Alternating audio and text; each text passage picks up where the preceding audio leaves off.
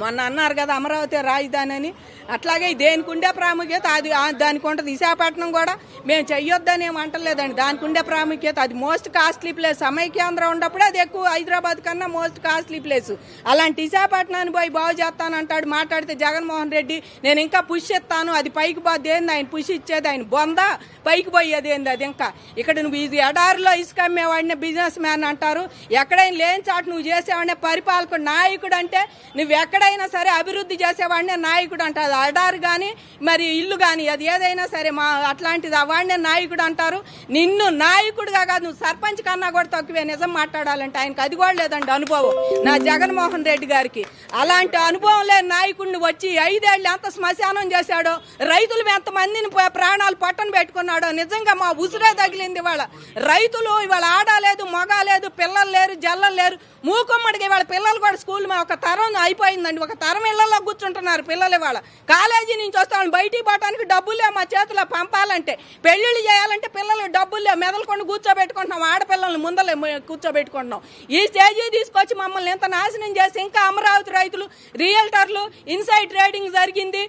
కొన్నాడేమో inside trader, అమ్మినాడేమో రియల్టర్లు అన్నట్టు చేసుకొచ్చారండి. ఈ రకంగా మమ్మల్ని చేసుకొచ్చి ఒక కులానికి ఆపాదించి ఎస్సీ నియోజకవర్గంలో కమ్మ రాజధాని అని ఆయన చెప్పడం ఎట్టా ఉంది. ఒక కులాన్ని ఆపాదించి తీసుకొచ్చి ఇక్కడ పెట్టి మమ్మల్ని నానా తిరణాలు చేసి మా ఆడవాళ్ళని మా కట్టు బొట్టు మా మీద కూడా మీరు కామెంట్లు చేశారు. ఎవరి సొమ్ము కాదు కదా, మా అత్త మామలది, మా భర్తది, లేకపోతే మా పుట్టింటి వాళ్ళు ఇచ్చింది పెట్టుకుంటాం. ఎవరో ఇవ్వరు కదా మాకు. ఏది పెట్టుకున్నా, ఏ ఫోన్లు ఆడినా, ఏ వాచీలు పెట్టుకున్నా, ఏ చీరలు కట్టినా. దాదాపు ఆ రోజు 1640 రోజులు సుదీర్ఘంగా, ఇది ప్రపంచంలో అత్యంత సుదీర్ఘంగా జరిగిన దీక్ష అని మనం కూడా చెప్పుకోవచ్చు. ఈ దీక్షనే అంటే ఎగతాళిగా మాట్లాడటం, ఏసీల్లో కూర్చొని వచ్చి ధర్నాలు చేస్తున్నారు, గోల్డ్ పట్టు చీరలు కట్టుకొని వచ్చి ధర్నాలు చేస్తున్నారు, వీళ్ళ రైతులు అని చెప్పి కూడా ఆ రోజు చాలా మంది హేళన చేశారు. అయినా మీరు వెనక తగ్గకుండా ఈరోజు మీరు అనుకున్నది ఈరోజు సాధించుకొని ఈరోజు మళ్ళీ అమరావతిని పునర్నిర్మాణం కూడా చేపట్టుకోబోతున్నారు. ఇంతగా హేళన చేసే వాళ్ళకి ఆ రోజు మీరేం చెప్తారు?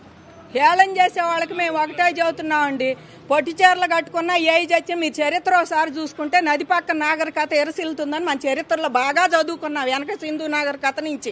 అలాగే వాళ్ళ నదుల పక్కన పొలాలు కానీ ఊళ్ళు కానీ ఉంటే మాకు ఎంత నాగరికత ఉండాలి.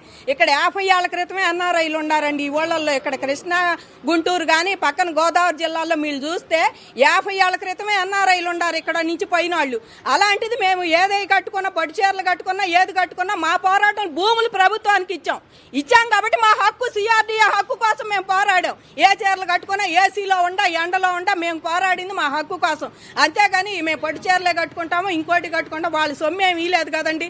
ఇవాళ 4 ఎకరాలది గంటలు అయిపోతుంది. వాళ్ళ టెక్నాలజీ అంత మిషన్లు వచ్చి పొలాలు పోతుంటే ఇంకా రైతులు గోసిగొడ్లు కట్టుకున్నట్టు ఈడు ఎవడండి అసలు. ఇంకా కట్టుకొని తిరగమంటే ఎట్లా? టెక్నాలజీ పెరుగుతుంది, చోటల్లో అయినా మిషన్లు ఎన్ని వస్తున్నాయి. వాళ్ళ పొలాలు నూర్పిడి కాడి నుంచి అన్ని చేసే మిషన్లు వస్తుంటే ఇంకా మీరు పైకి మోకాళ్ళ పైకి చీరలు కట్టుకోండి అని ఆడాలని, మరి మగాళ్ళని పంచెలు కట్టుకోండి, లేదా బన్నీలు తొడుక్కోండి, పేడ తట్టలు తీసుకొని తిరగమంటానికి వీళ్ళకి సిగ్గులేదేమో. ఇంకా ఇట్లా ఉండాలి రైతులు రాష్ట్రంలో అనుకుంటున్నాడు. అలా చెయ్యాలనే జగన్మోహన్ రెడ్డి రైతుల్ని బాగా అణిచివేతకు గురి చేశాడండి. ఆయనకు ఒకటే ఏయమ్మండి, చంద్రబాబు గారు ఏది చేసినా నేను చేయకూడదు, చంద్రబాబు గారు చేసింది నేను చేయకూడదు, అదే ఆయన లక్ష్యం. ఆయనదంతా అది. అందుకే అమరావతి చంద్రబాబు గారి సృష్టికర్త. ఆయన మార్చినా మార్చపోయినా చరిత్రలో మార్చలేని నిజం. చంద్రబాబు అనేవాడు నవ్యాంధ్రప్రదేశ్కు మొదటి ముఖ్యమంత్రి చంద్రబాబు గారే. అమరావతి సృష్టికర్త చంద్రబాబు గారు. ఇది ఆయన చరిత్రలో ఎన్నటికీ మార్చలేని నిజాలండి.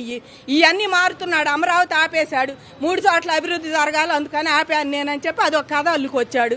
మరి పోలవరం ఎందుకు ఆపాడండి ఆయన? అదెందుకు చేయలేదు నువ్వు? రాజశేఖర రెడ్డి గారి కళది నేషనల్ ప్రాజెక్టు. మీకు ఇవాళ ఆంధ్ర బెనిఫిట్ పొందేదే ఎక్కువ, ఆంధ్రాకి పోలవరానికి. మీరు అలాంటి దాన్ని కూడా మీరు రాయలసీమకు కూడా అది బెనిఫిట్. అలాంటి దాన్ని కూడా నువ్వు ఆపేసావంటే నువ్వు చంద్రబాబు మీద కక్ష అనుకోకుండా మేము అనుకుంటామా? నీకు రాష్ట్ర ప్రజలు సుఖంగా ఉంటాం కానీ వాళ్ళ ప్రయోజనాలు కానీ మీకు లేదండి. జగన్మోహన్ రెడ్డికి అసలు పట్టవు.